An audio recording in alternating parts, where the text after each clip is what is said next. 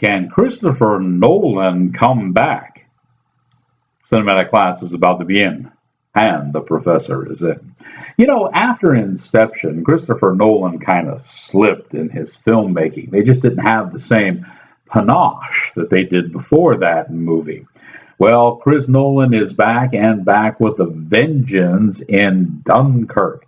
And you might say to yourself, wow, how do you make a decent war flick out of probably one of the worst defeats in World War II? He has done it in a rather unique fashion. In fact, some of that really neat camera work that he used in Inception, he's able to use here in the war movie too. When you see the fighter pilots, battling in the air and turning the world upside down and what have you, it's a really, really good effect.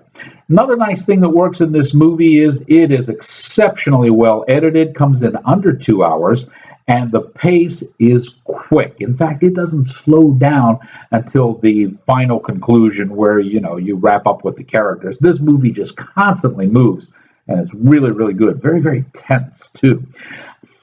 He does an item which is kind of a Nolan modus operandi, if you will, in that he shows a scene and then he'll a little bit later show that same scene but from a different perspective. For example, if there is a boat shot at sea, he'll show the perspective from maybe the German plane that dropped the bombs, and then he'll show the scene from some of the people who were on the boat when it was hit with the bomb and begins to sink, and then he'll show the scene again from the British airplane pilot who, comes in to save the day or what have you.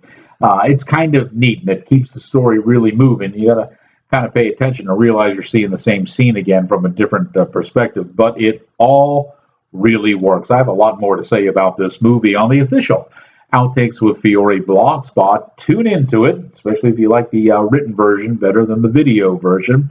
It's at outtakeswithfiore.blogspot.com. And now that you have learned what you have learned, here endeth your lesson.